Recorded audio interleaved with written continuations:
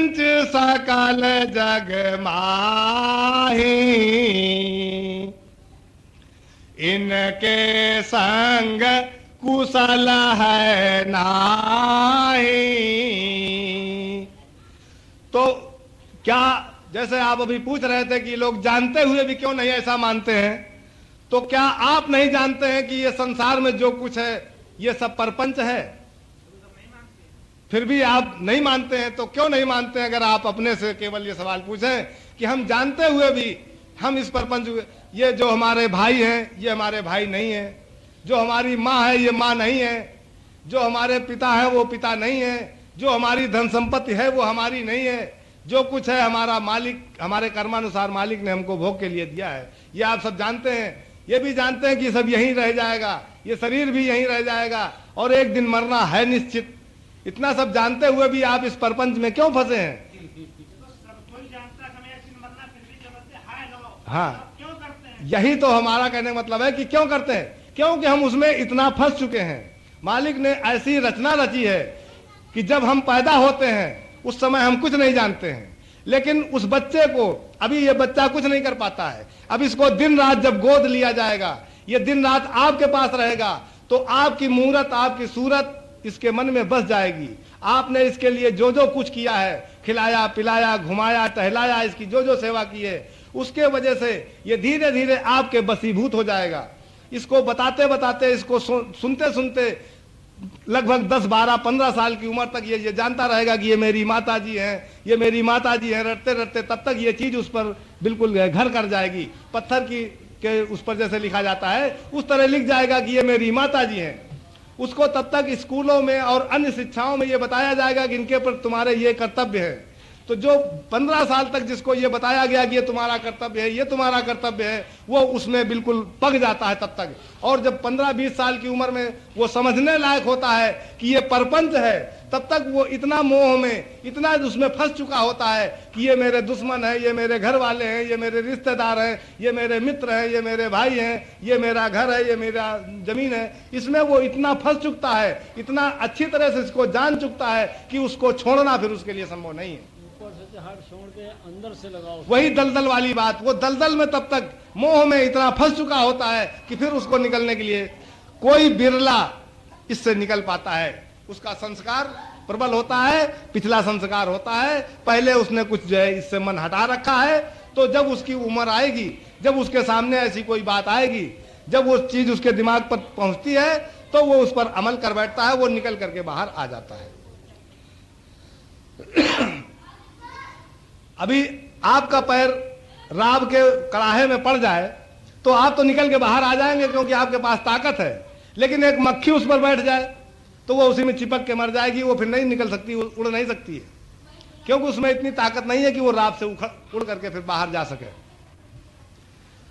तो जो जितना कम संस्कार का व्यक्ति है वो उतनी ही जल्दी और उतनी ही मजबूती से फंसा हुआ है, उसके मक्खी की तरह प्राण चले जाते हैं लेकिन वो निकल नहीं पाता है।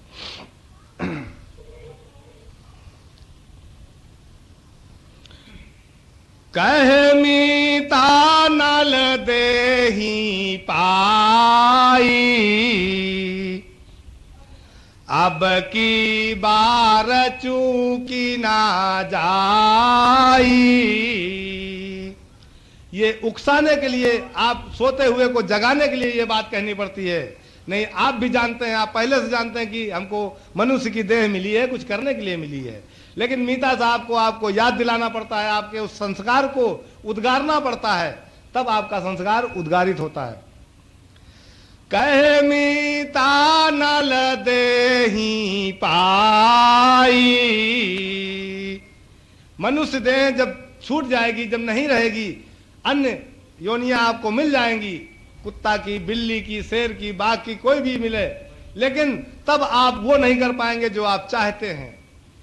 बाकी सब आप कर लेंगे, अपने कर्मों को भोग लेंगे, लेकिन भक्ति नहीं कर पाएंगे, मालिक का ध्यान नहीं कर पाएंगे। मालिक जो करना चाहता है, जो उसके गुण हैं, वो आपके अंदर एक भी नहीं होंगे। अगर उनको करना है तो इसी देह में करना है, और जितना जल्दी आप कर सकें उतना ही अच्छा है। ये जैसे जैसे अपंग होता जाएगा, मान लीजिए कल जो है आप चरपैया पर लेट जाएं और तब आपके मन में ये एकदम से जागे कि अब हम कुछ कर नहीं करें, तो कुछ नहीं कर पाओगे। दूसरे का खाओगे, दूसरे की सेवा पे चलोगे, और दूसरा जो कहेगा, अगर तुम राम राम जबान से करना चाहो, जबान से राम राम भी करना चाहो, यार है वो पाखंड, लेकिन अगर वो भी आप करना चाहें तो घर वाले डांट देंगे कि क्या 24 घंटा बरबर किया रहता है, सोते जगते न सोने देता है न जगने देता है, तो वो भी नहीं करने देंगे। तब आप असहाय हो चुके होंगे। लेकिन अगर इस समय आप अपनी युवा अवस्था में अगर आप चाहें तो आपके घर वाले आपको किसी कार्य को करने से रोक नहीं सकते हैं। आप ज्यादा से ज्यादा होगा कि ये ले तेरा घर, और ये तेरी माया, ये तेरी संपत्ति, अब मैं अपना कर लूंगा जो है, क्योंकि आपके अंदर अभी सामर्थ्य है। अगर सामर्थ्य रहते, ताकत रहते, आप कुछ करना चाहते हैं तो कर सकते हैं। इसीलिए मीता साहब ने लिखा है कि बुढ़ापे में ये नहीं हो सकता है, क्योंकि तब आप अधीन हैं। बालक नहीं कर सकता है कुछ, क्योंकि बालक अधीन है। अगर उसको खाना न दिया जाए तो वो खा नहीं सकता है, अगर पानी न दिया जाए तो पी नहीं सकता है। यही हालत आगे वृद्धावस्था की है। तो बीच का जो आपका समय है, उस समय आपकी बुद्धि भी तेज है, आपका दिमाग भी तेज है, आपके शरीर में बल भी है, आप सब कुछ करने में सक्षम है। कहे मीता नल देहि पाई,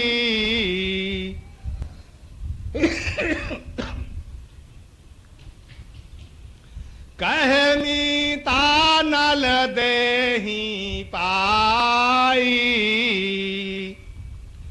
अब की बार चूकी ना जाई। कुछ लोग ऐसे हैं हमारे बीच में जिनके बारे में हम अंदाजा लगाते हैं कि अभी करने इतने दिन के बाद इनको करनी शुरू करनी चाहिए। जैसे कांता दादा हमारे हैं, इनको 20 साल के बाद में करनी शुरू करें तो ये आसानी से कर सकते हैं। तो हमारे गुरुचंद्र भैया है, 35-30 साल के बाद में अगर शुरू करें ये करनी तो ये ज्यादा आसानी से कर सकते हैं। अभी करेंगे तो इनके तमाम बाधा हैं, लेकिन अगर ये 30 साल बाद वही करनी शुरू करें तो फिर कोई बाधा नहीं है। जो चाहेंगे वो कर सकते हैं, लेकिन अभी चाहें तो नहीं कर सकते हैं। अभी बंधन में है इस परिवार के, अधीन है परिवार के। लेकिन तब जब 90 साल की उम्र होगी इनकी, तब ये किसी के अधीन नहीं होंगे, बिल्कुल स्वतंत्र होंगे, जहां चाहेंगे वहां उड़ के चले जाएंगे। इसलिए जितना देर से इसको शुरू कर सको उतना ही अच्छा है। अगर मानना होता मीता साहब की बात तो हम लोग इसको हर बार सुनते हैं, हर साल सुनते हैं। जहां पढ़ा जाता है ये वचन, हर वचन में ये चीज आ जाती है, कहे मीता नल देहि पाई, अब की बार चूकी ना जाई। ये हर पद में लगभग मीता साहब ने इस बात को सचेत किया है कि ये तन बार बार नहीं मिलेगा। लेकिन हमारी लोगों की, हर जितने लोग बैठे हैं, किसी की 20 साल हो गई, किसी की 35 साल हो गई, किसी की 50 साल हो गई, क्या इस माया मोह से को नंबर 2 पर हम ला सके? क्या अपनी इस करनी को हम नंबर 1 पर ला सके कि ये कर ले, ये नंबर 2 वाला घर परिवार या शादी ब्याह जो कुछ है संसार के काम ये अपना होते रहेंगे? या हम अपनी अगली पीढ़ी के लिए कुछ न जोड़ें? अपने खाने कमाने के लिए अपने शरीर का पालन करना हमारा कर्तव्य है कि हम किसी दूसरे का के परिश्रम का ना खाएं। लेकिन यह जरूरी नहीं है कि हम अपने परिश्रम का करोड़ों रुपया की दूसरे के लिए डाल जाएं, यह भी जरूरी नहीं है। उस करोड़ों रुपए को कमाने के लिए, अपनी आल औलादों को जो है सुख देने के लिए हमको जो है ज्यादा दुगुना चौगुना 8 गुना मेहनत करनी पड़ेगी, और उसके लिए उतना समय संसार में फंसाना पड़ेगा, या डकैती डालनी पड़ेगी, या घूसखोरी करनी पड़ेगी, या कोई अपराध करना पड़ेगा।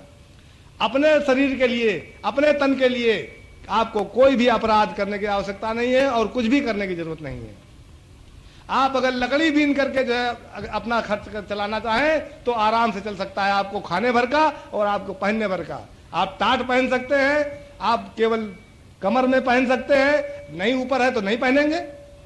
नहीं बिछौना है तो जमीन पर बिना अंगोछा बिछाए लेटा जा सकता है, फिर अंगोछा बिछा के भी लेटा जा सकता है। आप अगर उसको बढ़ाने लगे तो वो सोने के पलंग में और हीरा मोती जड़े हुए पलंग तक पहुंच सकता है। आप उसको प्राप्त करते करते थक जाएंगे, आपको 1 मिनट का भी समय नहीं मिलेगा। इसलिए इसको छोड़ देना ही, इस चीज को छोड़ देना, या संचय की प्रवृत्ति को जो इकट्ठा करने की हमारी स्वभाव हमारा है, उसको अगर हम छोड़ दें तो ही हमारा कल्याण है। वरना इसके पीछे भागते भागते हम सोने का पलंग हो जाएगा तो फिर हम हीरा जड़वाने की कोशिश करेंगे, वो भी हो जाएगा तो हम उसको सारे को जो है और ऊपर उठाने की कोशिश करेंगे। किसी चीज का अंत नहीं है, इस माया का अंत नहीं है, आप जहां तक भागेंगे।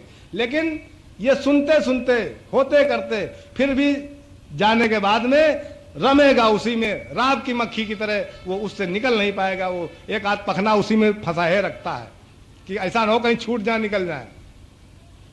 वो जानबूझ करके उसमें फंसाए रहता है, ये जानते हुए। इस समय कोई या तो कहे कि नहीं ये गलत है जो हम कर रहे हैं, हमारे लिए अपने जीवन के लिए, अपने गुजारे के लिए, वाणी वचन के हिसाब से हमको अपने परिश्रम का खाना है, हमको सील सीमा संतोष दीनता लेकर के चलना है।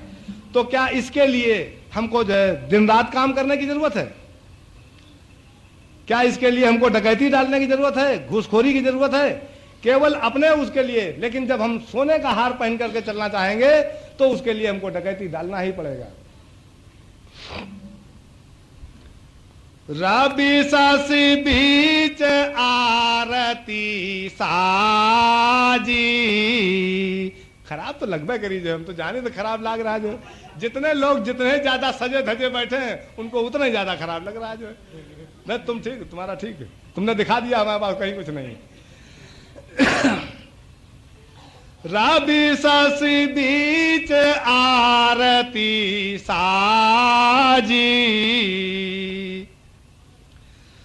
मदन जरे जागे दिन राती। अब इस चीज पर हमेशा चर्चा हुआ करती है, लेकिन ये आज तक अधूरा है। मदन जरे जागे दिन राती, इसको ऐसे रूप में हमेशा लिया गया है कि उसका आज तक फैसला नहीं हो पाया। इसको इस रूप में लिया गया है, ये मदन काम है, और काम मदन जरे जागे दिन राती। अगर हम जागते हैं, हम करनी करते हैं, तो हमारा ये काम नष्ट हो जाएगा। लेकिन हमारा यहां इस मदन का काम से कोई ताल्लुक नहीं है। हम इसको काम के रूप में जो लेते चले आए, ये हमारा अहंकार है। जगने से काम पर असर नहीं पड़ता है। जगने का मतलब ये नहीं कि हम सो नहीं रहे हैं। हमारा जितनी देर हमको मालिक का ध्यान है, जितनी देर उसको हम भूले नहीं हैं, यदि हम दिन रात उसको नहीं भूलते हैं, तो जो हमारा अहंकार है, जो हमारा ये घमंड है, ये धीरे धीरे चूर होता चला जाता है, ये छोटा होता चला जाता है। और एक समय ये आता है कि इसको मौका नहीं मिलता कि हमारे ऊपर हमला कर सके, और ये लुप्त हो जाता है, इसको छोड़ करके जाना पड़ता है। लेकिन वो तब जब हम दिन रात मालिक की याद करते रहें, उसकी याद में बने रहें, यानी जागते रहें, हमको वो भूले नहीं। उसको उसने जो कुछ हमको करने के लिए बताया है वो हम करते रहें, उसको नहीं भूले। मालिक को न भूलने का मतलब है कि जो उसने हमको करने के लिए कहा है हम उसको न भूलें। मालिक तो हमारे सामने नहीं है, आप नहीं उसको याद रख सकते हैं, नहीं उसको देख सकते हैं, लेकिन जो उसने करने के लिए कहा है उसको आप बराबर याद कर सकते हैं, याद रख सकते हैं। यही उसका अदब है। जो वो करता है, कहता है कि आप ये करें, आप अगर वो करते हैं तो आप मालिक का अदब कर रहे हैं। बाकी उसका अदब क्या हाथ हिला करके थोड़ी होगा, या उसका अदब कहीं बंदगी बजा करके थोड़ी होगा, या उसका अदब कहीं सर रख देने से थोड़ी होगा। आप जो वो चाहता है, यदि वो चाहता है कि आप किसी जीव की हत्या ना करें और आप हत्या कर रहे हैं, तो आप बेअदबी कर रहे हैं, उसका अदब नहीं कर रहे हैं। अदब तजय ना आध घड़ी, जिस बात को उन्होंने कहा है, यानी उन्होंने जो कुछ करने के लिए हमको कहा है उसको आध घड़ी भी हम न भूलें। अगर उन्होंने क्रोध को न करने के लिए कहा है तो हम क्रोध से को एक पल भी न भूलें। अगर उन्होंने दया करने के लिए कहा है तो हम दया को एक पल भी न भूलें। तो हम वो उसका अदब कर रहे हैं जिसने उसको कहा है। अगर हम ये कह करके चले जाएं कि ये यहां बिछौना बिछ जाना चाहिए, और हम यहां से कह करके चले गए उन्नाव, तो अब आप चाहें तो हम यहां नहीं है, आप उसको कतई मत ध्यान दें। लेकिन उसके बाद भी आप अगर बिछौना बिछाते हैं कि वो कह गए हैं, तो इसका मतलब यह है कि हम यहां नहीं मौजूद हैं, आप हमको नहीं देख रहे हैं, लेकिन हम आपको नहीं देख रहे हैं, लेकिन फिर भी आप हमारा उस बात का अदब कर रहे हैं कि वो कह गए हैं, इसलिए हमको ये काम करना है। तो जो मालिक ने हमको करने के लिए कहा है, बार बार बताया इसने क्या करने के लिए कहा है, क्या करना है और क्या नहीं करना, दोनों बातें बताई हैं। तो जब उन दोनों बातों को हम निरंतर करते रहें तो हम उसका अदब कर रहे हैं। हम जितनी देर के लिए उसकी कही हुई बातों को भूल जाएंगे उतनी देर हम उसकी बेअदबी कर रहे हैं। जितनी देर हम उन चीजों को याद रखे हैं उतनी देर हम जग रहे हैं, और जितनी देर नहीं याद रखे हुए हैं उतनी देर हम सो रहे हैं।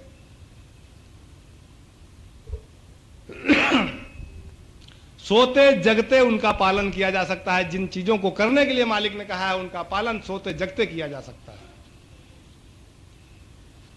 चलते फिरते खाते नाचते गाते यानी एक एक पल किया जा सकता है। वही एक ऐसा चारा है कि हम उसका अदब कर सकते हैं और उसके दर्शन कर सकते हैं। रबी ससी बीच आरती साजी, मदन जरे जागे दिन राती।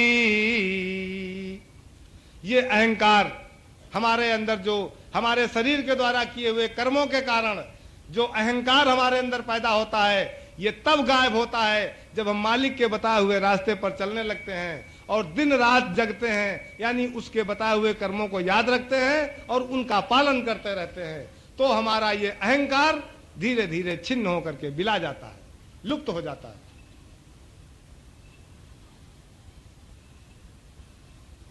हम यहां पर सबसे आखिरी दर्जे में आते हैं, लेकिन आप लोग अगर नहीं बताते हैं, उसको टोकते नहीं हैं, कमी नहीं पकड़ते हैं, कहते नहीं हैं, तो हमारा नंबर ऊपर उठ जाएगा। इसकी जिम्मेदारी आप लोगों की होगी।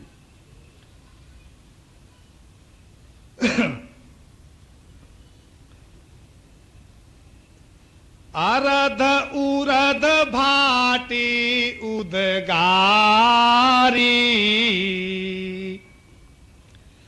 अरध उरध भाटी उदगारी, पिया अमीरस लागी खुमारी।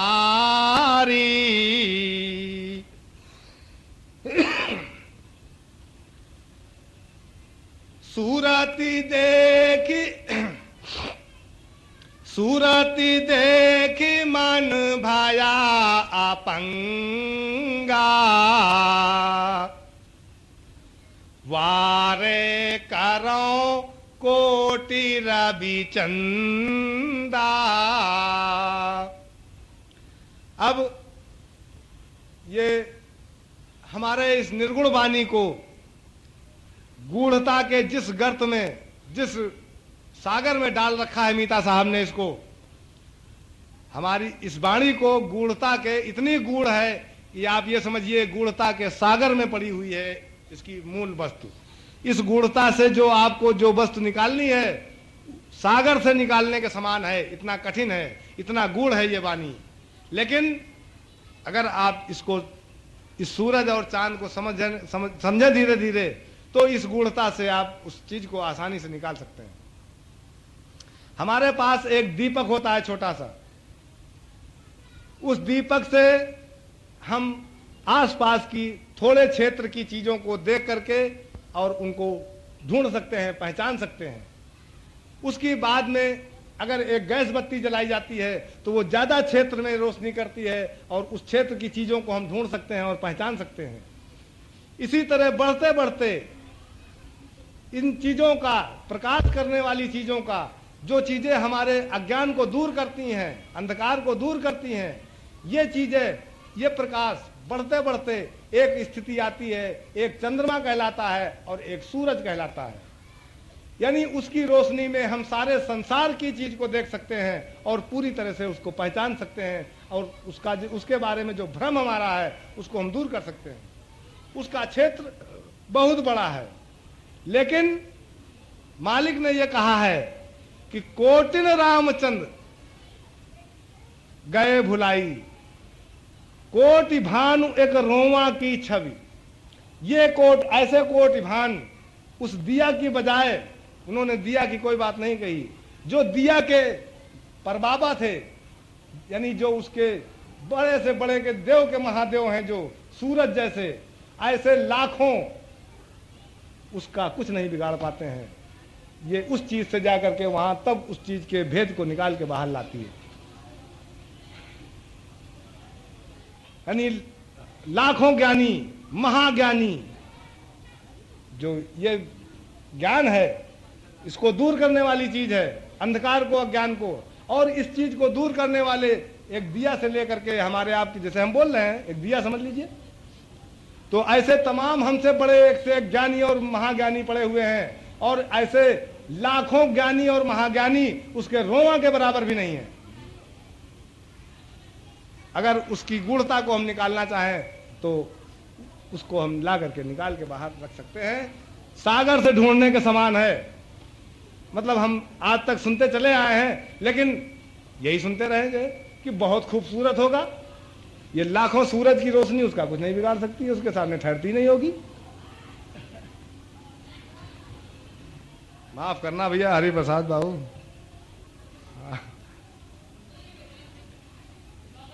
रवि शशि बीच आरती साजी, मदन जरे जागे दिन राती, अरद उरद भाटी उदगारी, पिया अमीरस लागी खुमारी। वो रस जो हमको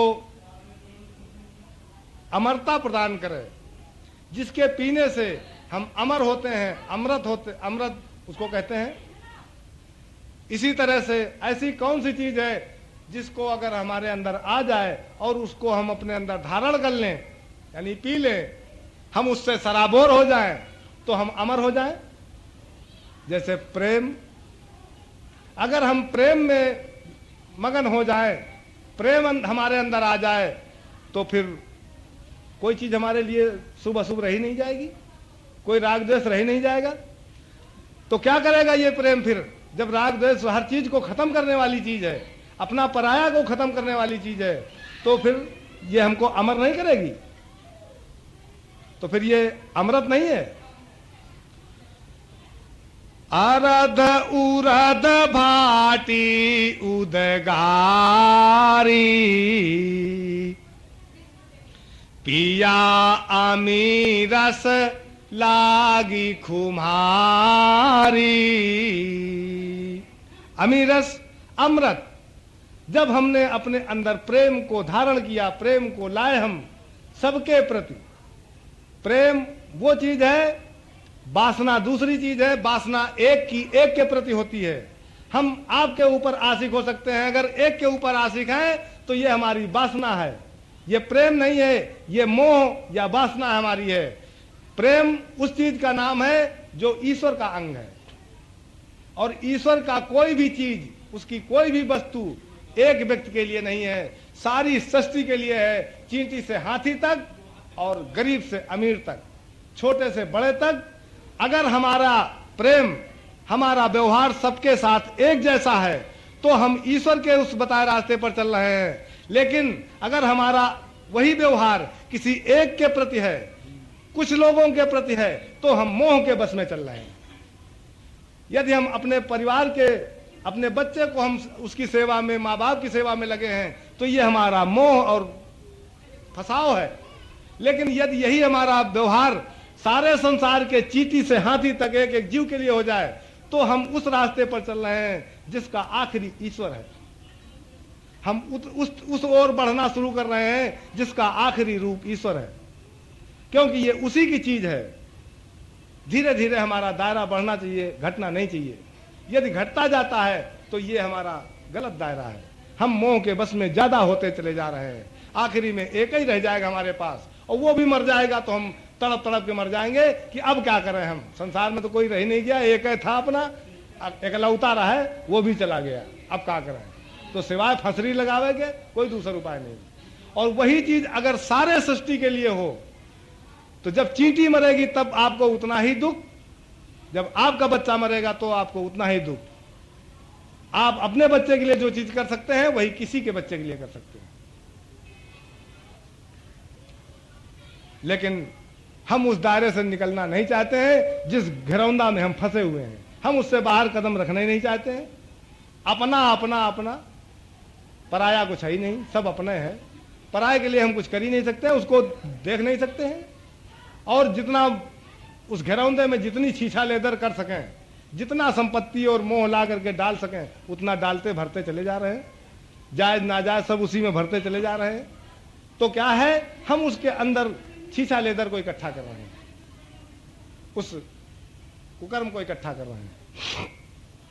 कुधान्य को सूरती देखी मन भाया अपंगा,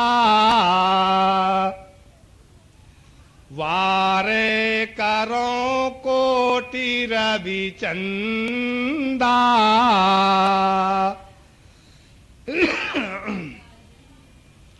सूरती देखी मन भाया अपंगा।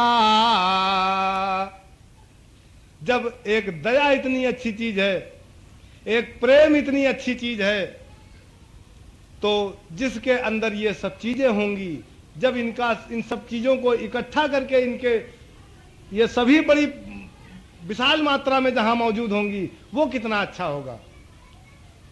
अगर हम प्रेम के सागर में कहीं डाल दिए जाए, पहुंचा दिया जाए कि ये प्रेम का सागर है, वो चीज हमको देखने, एक बूंद जब हमको देखने को नहीं मिल रही है, तो यदि हमको सागर देखने को मिल जाए तो हमको कितना अच्छा लगेगा। यानी अगर उस विशालता कहीं हमारे अंदर आ जाए तो हम अपंग हो जाएंगे, तब हमको उसकी सूरत नजर आएगी कि ये क्या चीज है। सूरती देखी मन भाया अपंगा। अपंग क्या हो जाएगा कि जो संसार में उछल कूद रहा है, ये हाथ पर इसके सब ढेर हो जाएगा, उछलने कूदना बंद कर देगा। ऐसे जैसे अपाहिज चलने को मोहताज रहता है, वैसे ही वो इसमें कहीं नजर दौड़ाना उसके लिए मुश्किल हो जाएगा, नजर तक उसकी अपंग हो जाएगी। सूरती देखी मन भाया अपंगा, वारे करो कोटि रवि चंदा। और उस पर कोटि रवि चंदा, वही महाज्ञानी और महाज्ञानी, ज्ञान और महाज्ञान जो संसार में व्याप्त हैं, ये सब उसके ऊपर न्यौछावर, उसके आगे, उस ज्ञान के आगे, उस अनुभूति के आगे, उस एहसास के आगे। धिगही साहेब धिगही बंदा। तो जब हमने उस प्रेम को, अपने दायरे को बढ़ाना शुरू कर दिया, उस बूंद को बढ़ाना शुरू कर दिया, तो एक दिन नांद भर हुआ, दूसरे दिन टंकी भर हुआ, और धीरे धीरे वो जब सागर हो गया, तो हम में और उस सागर में अब क्या अंतर रह गया। जो सागर है, दया का सागर है, उसी को तो मालिक कहते हैं। और हमारे अंदर अभी बूंद भर भी नहीं थी, तो हम कुछ भी नहीं है। लेकिन अगर हमारा वो दायरा बढ़ता बढ़ता, वो बूंद बढ़ता बढ़ता अगर वो सागर हो जाता है, तो हम में और मालिक में फिर अंतर क्या रह गया। धिगही बंदा और धिगही मालिक। जो मालिक वही हम, जो हम वो मालिक। एक ही पासा, या हरिमा संत, संत मां हरि हैं। चाहे उसको कह लो मालिक को उस संत में है, या संत को कह लो मालिक में है।